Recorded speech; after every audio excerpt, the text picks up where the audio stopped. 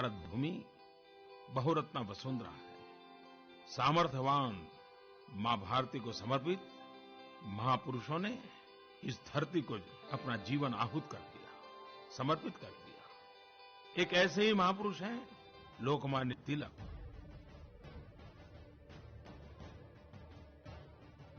लोकमान्य तिलक साहस और आत्मविश्वास से भरे हुए थे। लोकमान्य तिलक जी के प्रयासों से ही सार्वजनिक गणेश उत्सव की परंपरा शुरू हुई। सार्वजनिक गणेश उत्सव परंपरागत श्रद्धा और उत्सव के साथ साथ समाज जागरण, सामूहिकता, लोगों में समरसता और समानता के भाव को आगे बढ़ाने का एक प्रभावी माध्यम बन गया। वैसे समय वो एक कालखंड था जब जरूरत थी कि देश अंग्रेजों के खिलाफ लड़ाई के लिए एकजुट हो।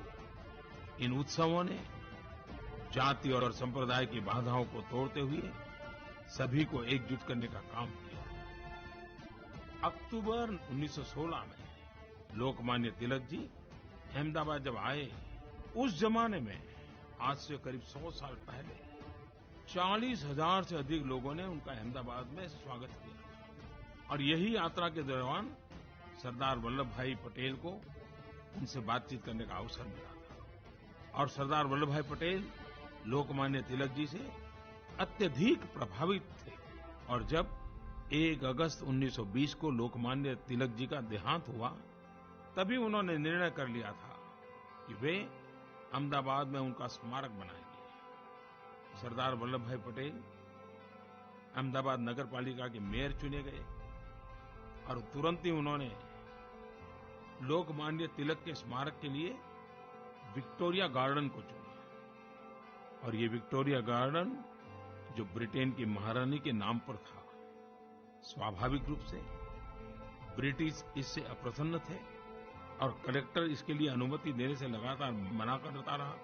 लेकिन सरदार साहब थे, वो अटल थे और उन्होंने कहा था कि भले ही उन्हें पद त्यागना पड़े, लेकिन लोकमान्य तिलक जी की प्रतिमा बन के रहेगी। अंततः प्रतिमा बनकर तैयार हुई और सरदार साहब ने किसी और से नहीं बल्कि 28 फरवरी 1929 इसका उद्घाटन महात्मा गांधी से कराया। और सबसे बड़ी मजे की बात है कि उस उद्घाटन समारोह में, उस भाषण में पूज्य बापू ने कहा कि सरदार पटेल के आने के बाद अहमदाबाद नगर पालिका को न केवल एक व्यक्ति मिला है, बल्कि उसे वह हिम्मत भी मिली है जिसके चलते तिलक जी की प्रतिमा का निर्माण संभव हो पाया है।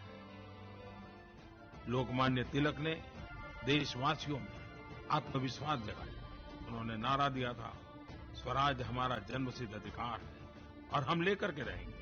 आज यह कहने का समय है, स्वराज हमारा जन्मसिद्ध अधिकार है और हम उसे लेकर रहेंगे।